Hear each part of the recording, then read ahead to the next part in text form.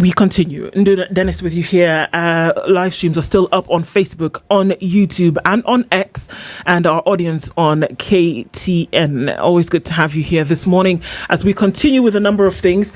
There is an international day, and there is often one that we can commemorate. And we're commemorating today the International Day of Nurses. And the question that we're asking today, is there much to smile about? Joining us in the room this morning is the Secretary General of the Kenya National Union of Nurses, and that is Seth Panyako. Seth, good morning. Good morning. Karibu sana. Asante sana. How are you doing? I'm doing fine. It's like we say happy birthday, but in this case, we say happy International Nurses Day. Nurses Day, yes. Yeah. So Nurses Week. Nurses. Oh, it's a week. A week. Yes. All right, we give ourselves a week. Why not? All right. And of course, we're going to localize this conversation. We'll look at it broadly around, what happens and some of the interventions that are being sought after for nurses, and then we'll come back and look at what's happening, on a local front. But before we do that, Dennis, I will tell you what country we are in this week. Of course, you know that you're going to have to interpret the proverb for us. Then he'll tell you what the proverb is, and then we would like to hear your interpretation. All right. All right. So today we are in the Islamic Maghreb region of the continent. That is the northern part of the continent. And the country we are in today is Libya. Now, Libya is bordering countries like Egypt, Sudan, Chad, Niger, Algeria, Tunisia, and the Mediterranean Sea. It is a country with a population of around 7 million people and gained its independence from Italy between 1911 to 1943, gained independence in 1951. Muammar Gaddafi ruled the country from 1969 to 2011. But we know what he did for that country. A lot to be said. But he was kicked out of that power during the uprising in the country. Today's proverb: the flute player dies with his finger shaking. The flute player dies with his finger shaking. What do you make of that? That's a tricky one. Well, I think it means that if you are a good player, you when you die, you'll die when people still think about you. Mm-hmm. People still know you. We have, when you, for example, you're a leader and you leave the leadership sphere, you go in the village, everybody forgets about you very fast. But if you have done very good things during your leadership, the legacy remains like Gaddafi. Gaddafi died and he did so many good things for the Libyans. And when those white people thought that an African should not be able to do that, the continent of Africa, they schemed to have him removed and ultimately killed like an animal. So when now today, wherever he is, if he's able to hear, he's very happy because Africans are saying they lost a statesman and a true African. So his fingers are still shaking wherever he is. There you go. Still shaking. Okay. I think great interpretation, and we can still look at some of these issues even till now. That you also remember the flute player even after they've gone, like we've given examples of today. Correct.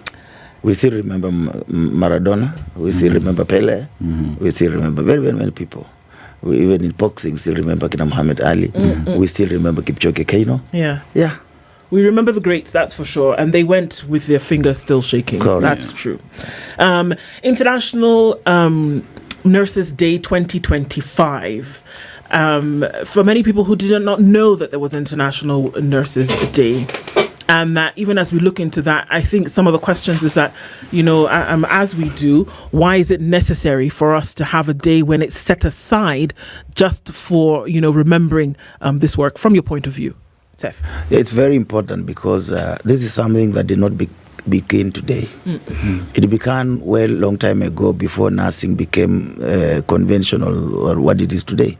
In the years when we didn't have proper organized nursing and a proper organized healthcare system, and nurses were celebrating each and every passing day. And the reason for celebration today is for us to recognize and appreciate those who paved way for the current nursing, and also to appreciate and recognize the incredible job that is being done by the current nurses. And we also recognize and prepare the future of the nursing, those who are coming to play nursing when we are out of this scene. Those are the students, and that is why 8th of every May is dedicated to recognize the nursing students. Yes. Okay. So that's why it's a week. It has various events. Yeah. And between 6th and 12th, on 8th is dedicated to the nursing students. The nursing student. Yes. So, nursing is such a great career, noble career, one would say, due to the services it gives to the population across the world population. But let's talk about the nursing career in our country as we speak. As we celebrate or observe the Nurses Week, is there anything to celebrate back in Kenya? There are very many strides that have been made so far in the nursing profession. To say that we have not achieved anything will be a defeatist statement, and that will not be accurate. For example, nursing has continued to evolve over years. I told you before the Crimean War, that was around 1853 to around 1856 when we had that war, and there was a nurse called Florence Nightingale that left America to Britain to go and take care of the soldiers. And when he reached there, he found the soldiers were living in very pathetic conditions. Sanitation was very bad. And the death was part of the disease. It means that those who were dying were almost equal to those who were sick. So when she went there, the first thing she did was to institute a sanitation system to ensure that the soldiers are kept in good place. So sanitation hospitals began at that time. He put up the system. There was not enough medication. He started taking statistics and doing all those kind of things. So he brought up, he started what we call now the current modern nursing, started doing the Crimean War. And this was the work of Florence Nightingale. And she brought up the issue of good hygiene, the care, and she was the first woman to establish a school of nursing in 1860. And she was the first manager of any hospital in the world. So when I see other people saying they are managers and nurses cannot be managers, I wonder whether they know who founded the hospital management system. That was the work of the Florence Nightingale, and she was the first manager of any known hospital in the world. Even when you look at the Red Cross, it was founded by the American nurses, Clara and the father and the sister and the other gentleman. But those things today are being managed by others. So from that time, nursing has continued to grow up to today. We have, for example, when we came as a union, we may say that nursing had very many challenges. One of the challenges was acute staff shortage. And during that time, we had about 8,700 nurses in the public sector. And when we came as a union, we started agitating for safe nursing staffing levels, because if you don't have safe nursing staffing levels, you are going to have both the problem with the patient and the patient service delivery to the patient, and also the burnout for the nurses themselves. So we have fought, and up to now, as I speak today, we have over 32,000 nurses in the public sector. So for a period of 10 years, we, as a union, we have managed to have that improve. When you look at the issue of the nursing union itself, is a call for celebration. In the past, nurses did not have a platform through which they could air the issues in terms of employment, the grievances, and a legally identified, recognized instrument, that platform that they could air their views in employment, welfare, and they could have the privilege to negotiate with the government. And now when this union came in, it has given a voice to the nurses, and that is why the welfare of the nurses continues to improve day in, day out. But we have so many challenges that are yet to be addressed. But we are not saying that we have not moved from somewhere to somewhere. Okay, so has the welfare of nurses improved? Do a comparison for us from before nurses were unionized in Kenya until this point, whereby you say the situations have improved. What are things that have improved over time? Quite a number of things, and very many which are very good. I've told you, first of all, in terms of the staffing levels, we have almost tripled, more than 3 times what we had in 2013. From 2013 up to now, about 10 years, and we have the number of nurses moved into public sector alone, moved from about 8,700 to more than 32,000. That's an achievement. Number 2 is that the general overall pay for the nurses during that time was around 27,000 gross. And the pay for the nurses has slightly improved to reasonable levels that make nurses live a better life, though they are not yet living a decent life. But we are getting there. We are not far away from where we were. I can say also that we have tripled the pay for the nurses for the last 10 years. You remember from 27,000 to, I don't want to go into the figures. Some people start talking about those figures. But we're saying generally the pay for the nurses has improved. The nursing education has also improved, though that may be attributed to a collective responsibilities of both the trade unions, professional association, the regulator, and the Minister of Health. We now have nurses who are professors. We've had one of the most successful CEO in Kenya, at Kenyatta University, Teaching and Research Hospital, has been a nurse, Dr. Dagani. And these are kind of achievement that we've made as a profession. And the Nursing Council has also continued to grow from the Nursing Council of Kenya to the Nursing Council of Kenya Midwives. So from where I sit, even when you go to hospitals, maybe both of you are young people, but if you talk to older people who gave birth to maybe young people like us, me I'm a very old age. Our parents might not be there. Most of them have started going away. But if you spoke to someone you can call as a grandmother, if she's still alive, you ask her, when you are giving birth to my dad, how was the situation at the hospital? She'll tell you that when you go to hospital during those days, a nurse will do a sweater, and when you are giving birth, she will give you that sweater you put to a child. You think it's a gift. When you want to leave, nurse will tell you, I have not paid for my sweater, because nurses' income was so minimal that it will not be able to sustain the nurses at that time. But through our activities as a trade union, we have improved. You don't see that kind of things in the hospitals. Nurses could even do hawking in hospitals during those years. Today we live a life, I can say, next to dignified life. We are living a dignified life. We may not be living very, very in terms of the income compared to others, but we are living a dignified life, because those are signs of a life that's not dignified. But with the current taxation, it has tried to pull nurses back to where they were. When you look at the taxation in terms of the housing levy, where we are supposed to give money to these fellows in government to build houses, sell and steal that money, and then NHIF, NSSF is okay, because that's the money, they'll get it at the end of the day. We may not complain much about it. But when you look at NHIF, which has been dismantled, and they have brought this sha and shisha, you are paying now 2.7% of your gross salary.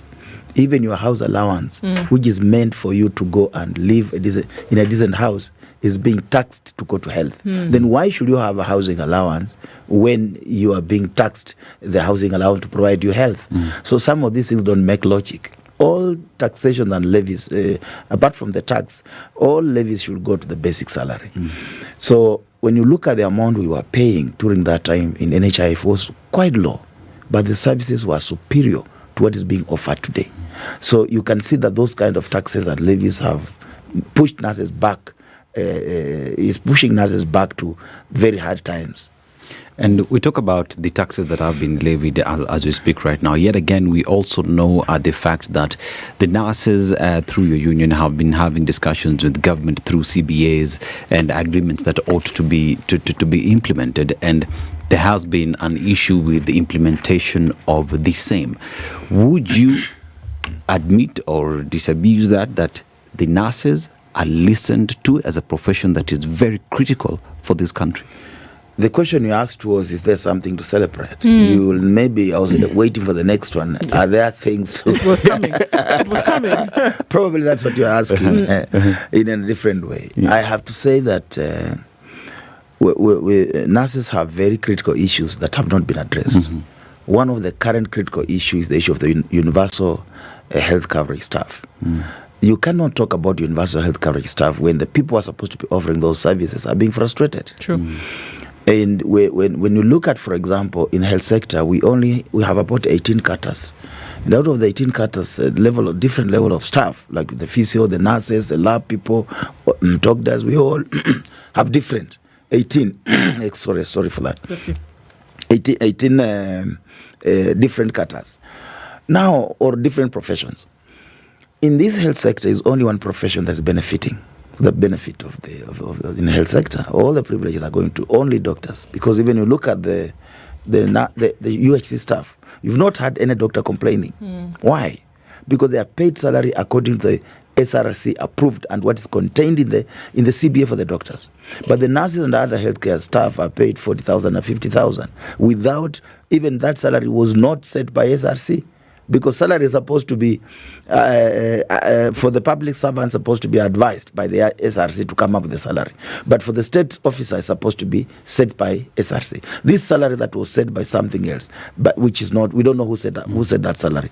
And we have had about 5 years of this staff working under these conditions.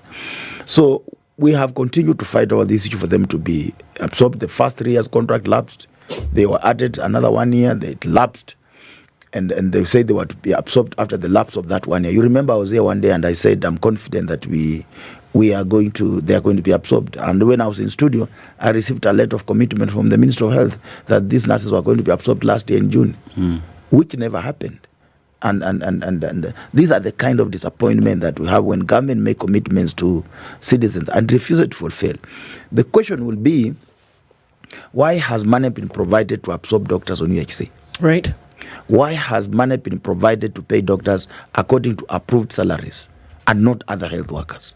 And this thing continues to boil up to the extent that now nurses are asking me it's time for us now to go on strike and fight for our rights, because from the time this government came in place, nurses have never been on nationwide strike, and we are about to do that. That's an area that is very painful to us. Another area is the return to work formula of 2017. You talked about agreement with the government. And again, that agreement has never been fulfilled. The government has made a promise now from 2017 up to now. We are talking of almost 5 years plus. The government has not been able to fulfill. The only hospital that has employment agent within government that has fully implemented that return to work formula is Moi Teaching and Referral Hospital. Right. The rest have not. County governments tried to start implementing, and SRC came in and interfered. Is that the reason? I'm sorry, I have to interject at that point, because we say that have not been able to implement Moi Teaching and Referral in the nation are those who've been able to implement the CBA. Correct. When you enter into a CBA with a group of with a group of people, is that what you're saying is that over time, based on your demands and what we're able to do, we will meet you here. We will do 1, 2, 3. Correct. That by the time this period has come to an end, we will have ensured that we have done this. Correct. And you're given 5 years. CBA more or less is 4 or 5 years, isn't it? It's 4 years. It's 4 years. Okay. Yeah. So it's 4 years. And that one would also assume that the elements of a CBA are met because they're well within the reach of the one who is offering, to the acceptance of those who are demanding, right? Yes. So why would you not then be able to fulfill the tenets of a CBA? From where I sit, I think SRC has been trying to survive over years. And they have been survived on the background of them frustrating public servants who have no political power to interfere with them. Because when you look at Parliament, whenever they touched Parliament and Parliament will threaten them, they will come round and approve the same things they had denied Parliament. But for the health workers, what has been discussed even with government, and government has said we are able to pay, SRC comes and say do not pay. We are looking at the wage bill. But when they look at the wage bill of members of Parliament and state officers, when you look at what they pay, what they earn, I kept asking myself, if a state officer is earning about $1 million plus those other money they are getting, is there a petrol station for a state officer and a petrol station different for public servants, so that when you go to fuel your small car, you'll be told, oh, you are a public servant, your petrol will go for 50 shillings per litre. Is there a supermarket for state officers and a supermarket for public servants? So this thing raises a question of decent work, decent payment for work. We have been living on minimum wage. The issue of minimum wage should now be removed. We should be talking about decent pay. So there is a big gap between the differential wage between those who are earning high and those who are earning low is so wide that you may not be able to compare. The people they call support staff here in Nairobi, If you find somebody's earning 18,000 gross salary and they call you a support staff, even if you have not gone to school, you are a father. Exactly. You are a mother. Yeah. The ideal of taking care of your family is not different from the ideal of a state officer taking care of. And a state officer, I mean the cabinet secretary, the principal secretary, those directors, those big people in offices. It's not different from a cleaner who has a wife who has children, or a cleaner who has a husband who has children, who depend on them. We are all parents. It's true. And I think, some things that we overlook sometimes, Seth, is that we assume that we know what everybody that we sometimes clamor and make noise about actually does, right? Correct. We say clinical officers, we say doctors, we say nurses.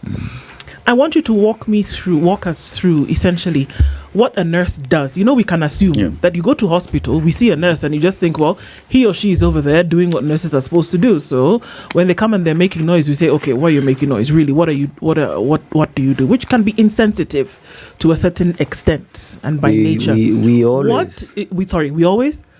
Continue. Finish first. So my question is, what does a nurse do? And before, we used to think that, number one, nurses are only women. Until enlightenment beat a lot of people in the head. And so what are the roles? And we say a nurse is not yet a doctor wanting to be a doctor, but in many cases that's not true. There are some people who went to school to be nurses and want to continue in their career as nurses. You don't aspire to be a doctor. Anyway, I may be answering for you, but what does a nurse actually do? And let's look at it in the Kenyan context.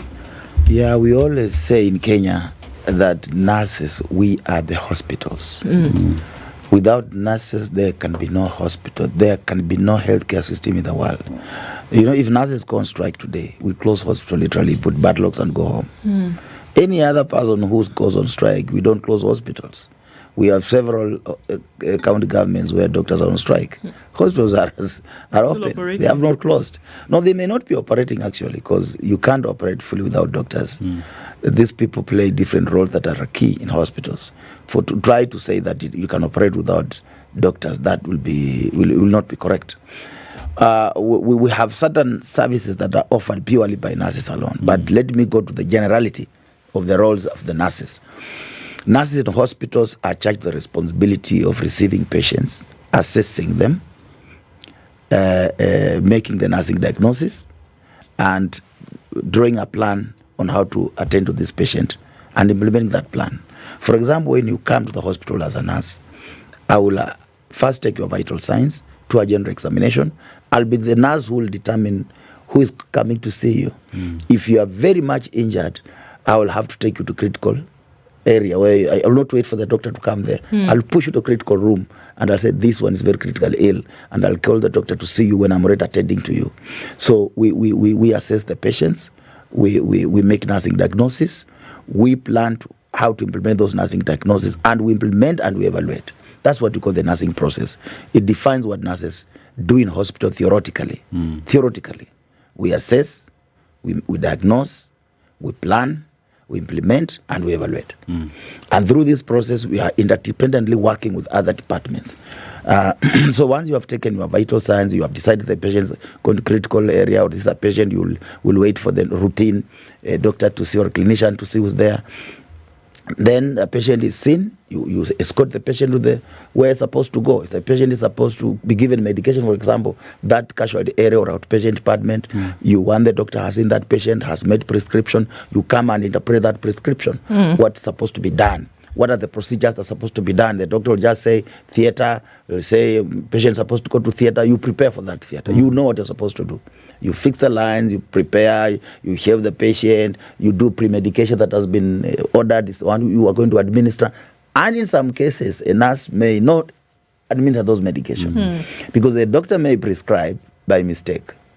It is the responsibility of the nurse to ensure that the medication you are giving is in the correct dosages, the right patient for the right condition. So there's responsibility that's on your shoulders. There is nothing like saying I administer some medication because the doctor had prescribed.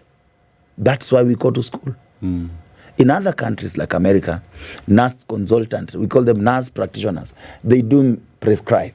Even here in Kenya, we prescribe.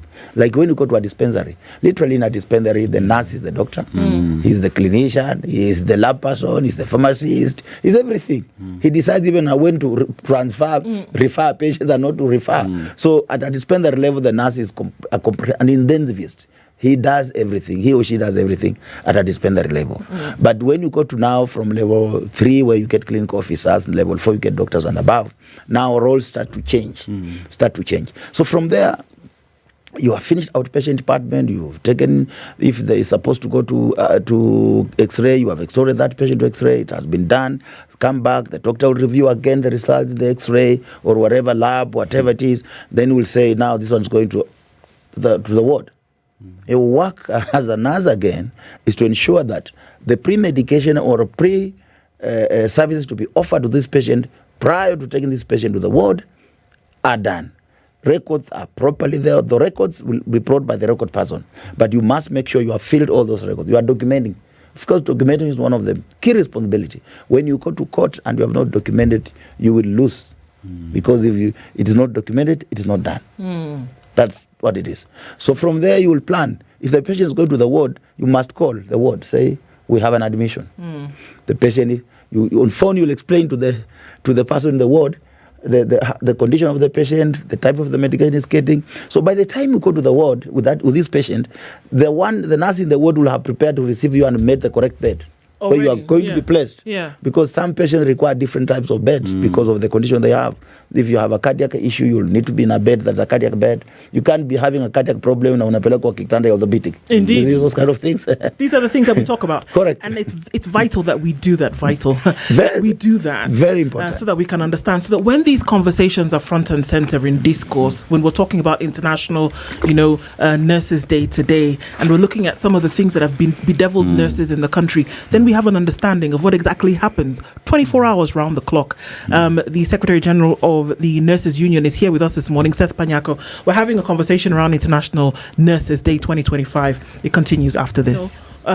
Seth, just talking about some of these things, the responsibility that lies heavy on the shoulders of nurses at whatever level. We say, okay, well, we only see that responsibility if you're talking about, a level 6 hospital or, a major hospital in the region. But it doesn't matter whether you're at a dispensary or you're a clinic, at whatever level that you are, the responsibility is pretty heavy when it comes to the work that nurses do.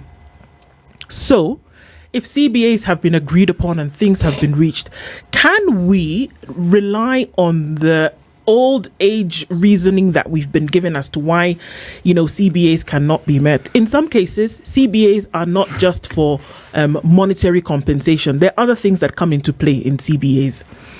But usually the money takes the center stage.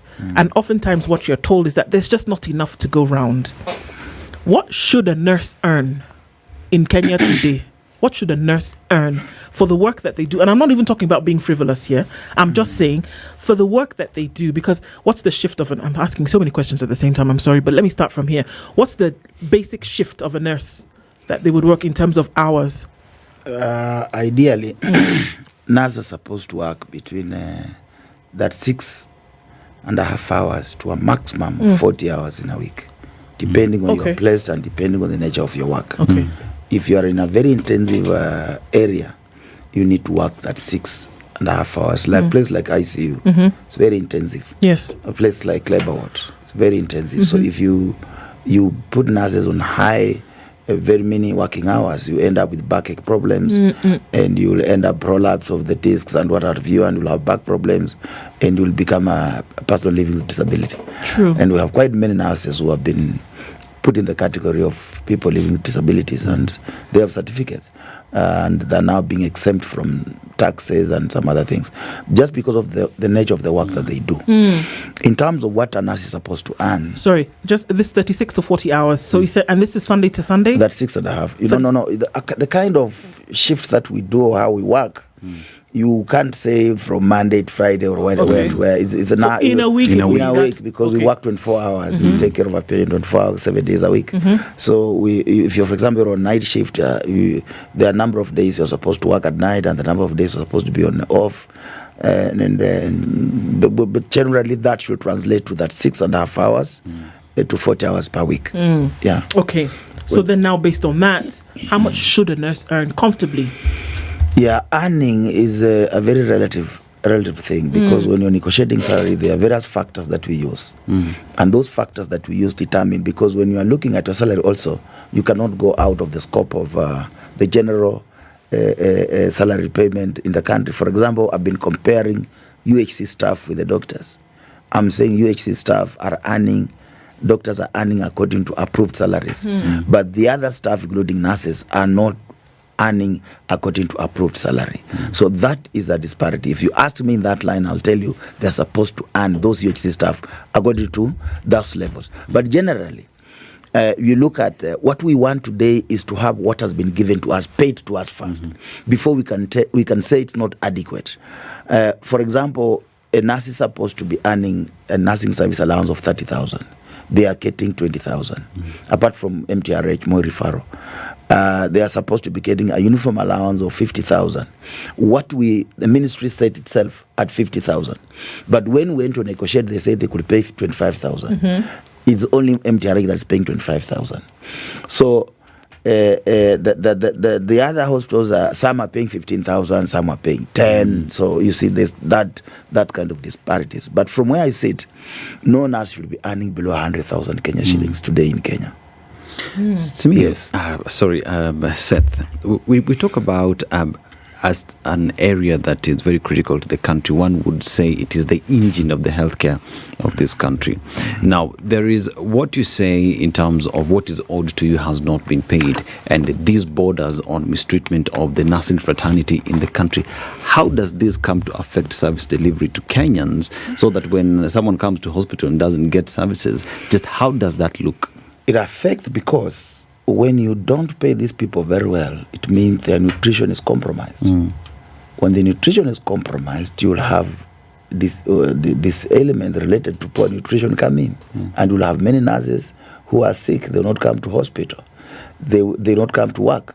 They are not staying in areas, some of them, because of the house allowance that is very small, that has gone to share and shisha and the housing levy and the rest. So if a nurse was staying in a 2-bedroom house, will have to go back to maybe a 1-bedroom house. If you are staying in 1-bedroom house, perhaps you will go back to the slums where you can get a 3,000 house or 4,000 house. That environment alone in those slum area, Mathare, Kibira, Mikuru, Kwanza, will expose you to those problems. Or even if it's not yourself, your child will get sick.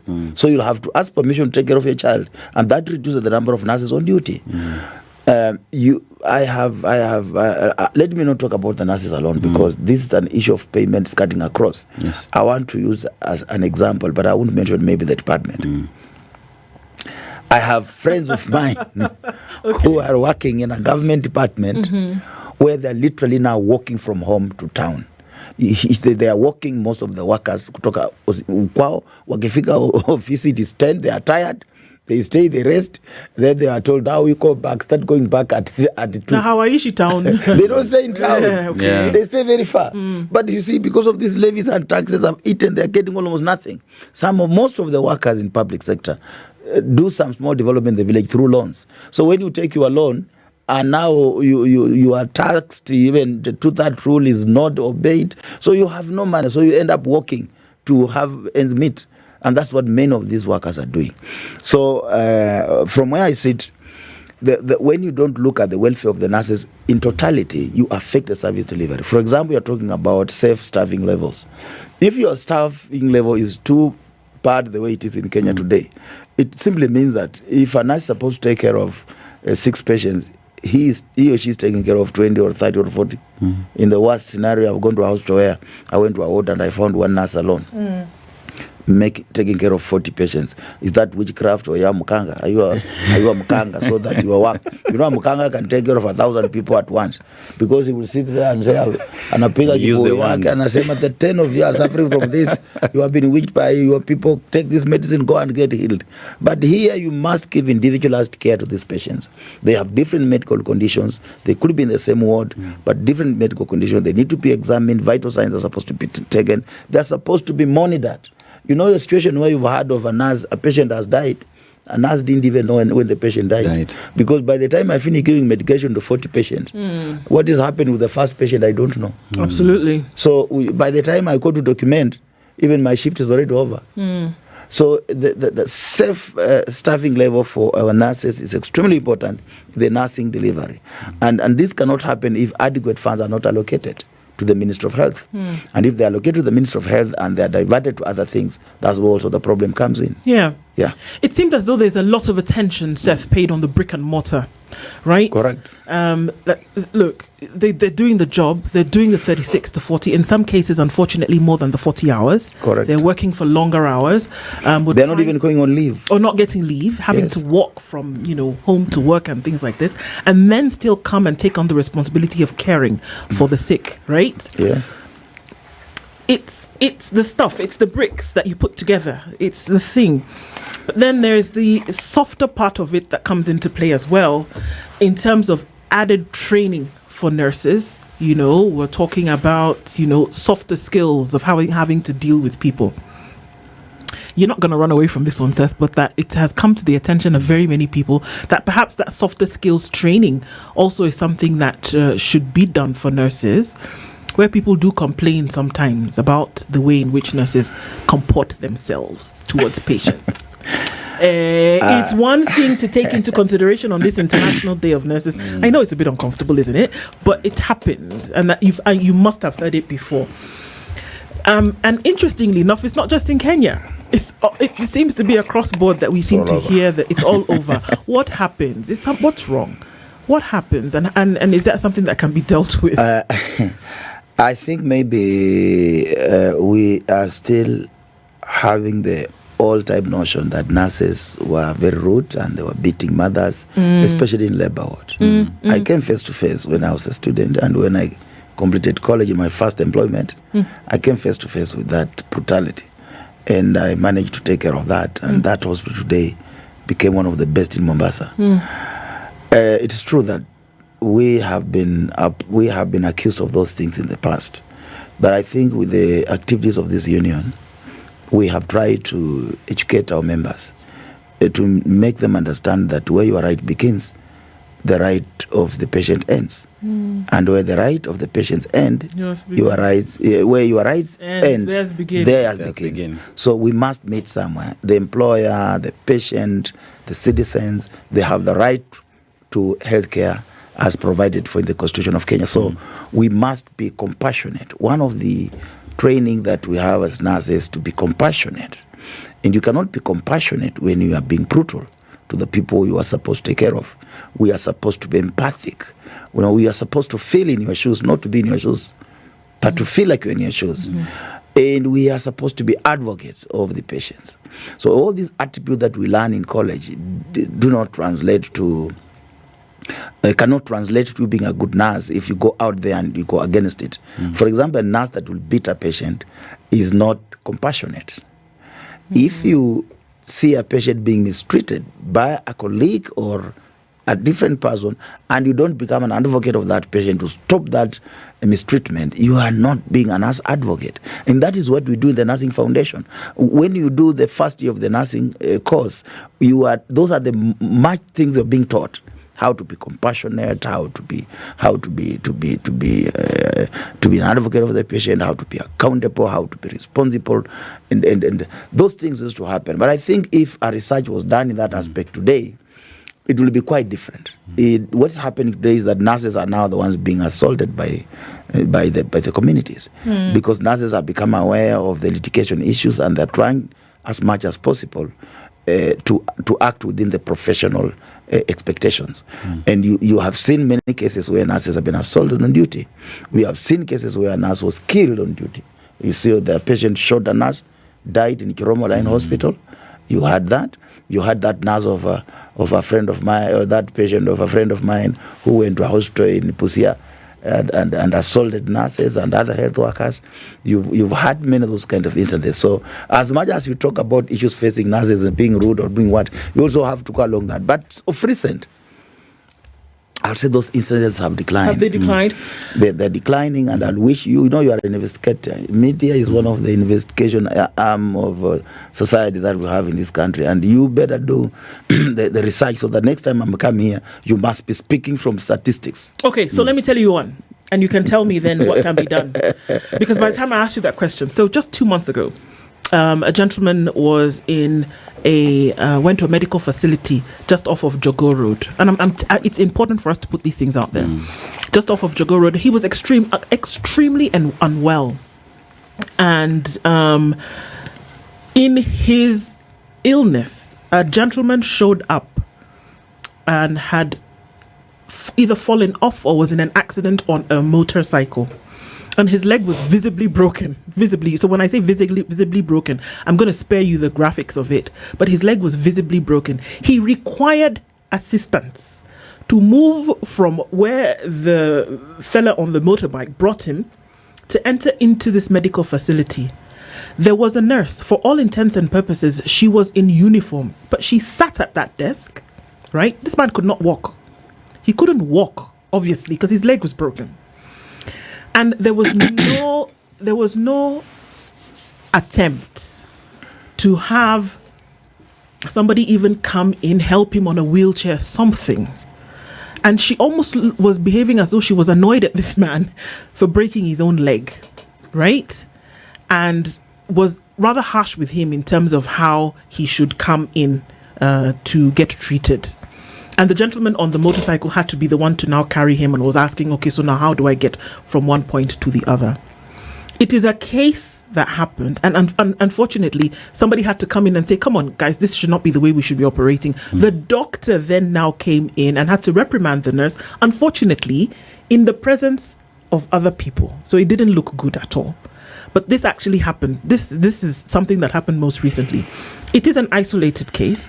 However, it represents the fear that a lot of people still have, which goes back to my question in terms of training, because we understand that the circumstances, and I'm not justifying any kind of bad behavior, but that the circumstances sometimes can be tough. So when we are talking about what needs to be done in the brick and mortar, which is absolutely necessary as we celebrate this particular day, what happens in terms of training that will enhance the skills? Correct. One of the things I want to say is that first, if it happened, it was very wrong, but there are things you need to look at.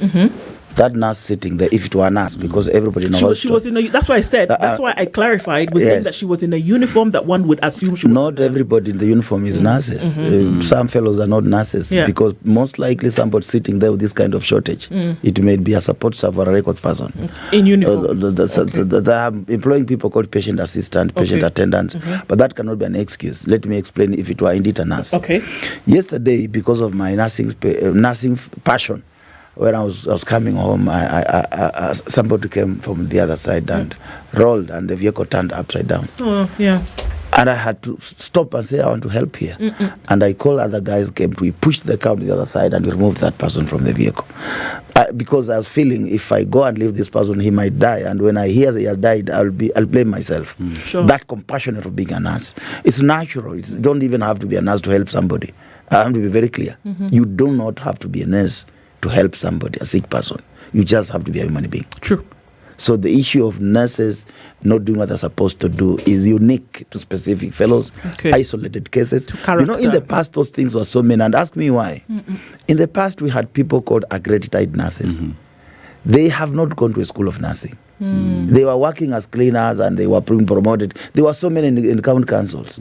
So they know a few things and they are promoted as nurses. So they have no ethics. They don't know what they're supposed to do. Sometimes even maternal mortality rate was very high because of these people that are being with the opportunity to even attend to mothers in labor wards. Yeah. So we must, as I've said before, we should do a research now to get the situation in the country today. Where are we in terms of the nurse conduct? Because we may not speak on issues where we don't have the statistics to show us. Yes. From where I sit, I think we have made tremendous improvement in terms of how we have been treating our patients. I have a hospital like MTRH. I can tell you, I've never heard of these disciplinary cases for the last about 5-7 years. And this is an improvement. And we aspire to ensure that all our hospitals in Kenya we reach them. The only problem we have is that the government sees trade unions as an enemy. They do not give us what deserves for us. As even we're talking today, even that nurse, if it was a nurse, for example, let me go back to that nurse. If it was that nurse, are you aware maybe he was having a backache? Maybe he has been given light duties. That's why he's sitting there. So if you have been told you are on light duty, you can't lift a patient. You can't lift anything. How do you expect me to go and lift that patient when my back has gone already? Or you could have said, I am I'm not able to stand up. There's somebody who can help you. As opposed to responding. I'm saying I'm not really commenting entirely on that matter because it's a case I don't know. I hear you. But I'm just giving assumptions. These are just assumptions. But clearly we may have another nurse who was just rude. People, we are human beings. So you've heard of even doctors who are called to come and attend to patients at night and they refuse. Yeah. SG. There's a question that is being asked here by one of our listeners, Rogers Odongo, and his question about nurses' internship. Why can't union fast track on the list? Number 2, why does it seem like the union has abandoned the interns, yet deductions are usually remitted as union fees? Number 1, those interns don't remit deductions to the union of nurses. They're not our members. We the ones who are in internship today that we fought the other time. Remember I was here? They all got absorbed. They're not paying anything. They only come to us when they have issues. But when they are settled, they forget about the union. Number 2 is that I am not aware of any problem that the pre-interns are having, because if they have a problem, they must have some form of leadership. So that leadership rises to my office and tells us that we are supposed to go for internship. These are the challenges we are having. They are sitting. I'm not a student. Interns are clearly students because they are still going through their training process. I went through that process. So they are supposed to have some form of organization. Like the group that has gone had a clear organization. I knew they had the chair. So if I want to communicate, I'll communicate to that chair.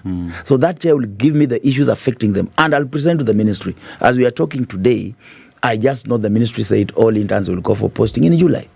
So if they have issues, they must have brought to my attention that these are a number of interns and these are the issues we have. Because if the ministry has said all interns will go for internship in July, mine is to wait in July. If they're not posted, then I ask, why have they not been posted? Even if they're not paying, when they get that job, they don't pay. They are still our children. We want the profession must continue. Because if we don't support them, we'll kill our profession. So we do it voluntary as a union. So when somebody says, we are now is being deducted and it's not even on internship, he's paying using whose money? Paying which union? Money is being how do you deduct you and you're a student? So you have no right to tell us that we are supposed to attend to you when you're not a member. We do it on the basis that, number 1, you are the people who are the future. You remember I talked about the future. The future nursing, the future nurses. You are the future. And as people charge the responsibility of protecting the profession, we must ensure that the young people in college transit the way they're supposed to transit and go look for employment. Sure. Yeah. What would be the hope? There's every day there is a celebration of this every year rather, there is a celebration of this particular day. And we've had you in this room before, Seth, when we've looked at certain issues. Nurses are going to go on strike because CBAs have not been upheld. Nurses are going to go on strike because, salaries are unpaid in the counties. Nurses are going to go on strike because, just the general upkeep and well-being, of their livelihoods have not been, taken care of. What would be the hope? And interesting enough, we don't seem to have this issue in the private sector. It is, the private sector, we have serious guys. I will give you an example of the impending national strike by the nurses. I'm just waiting the governing council to come and give me authority to issue the strike notice. I was in another media house yesterday and I was asking myself, the government is telling us it doesn't have 3.5 billion to add on the 4.5 billion that is there to have nurses and other health workers, 8,700 health workers converted into permanent and pensionable. Yet, it has given the presidency 2.5 billion for painting of State House, kwenda kupaka rank, uko State House. It has given the president 12.45 billion of walking around the country and doing premature campaigns. So I asked the president, out of the 15 billion, just give us 3.5 billion to have 8,700 Kenyans work like other workers and live a decent life. It is not so much to ask. You cannot talk of believing in primary health care, believing in universal health care, and you are taking or cobbling 15 billion just for things which are not urgent. And the people who are supposed to be giving the universal health care are crying.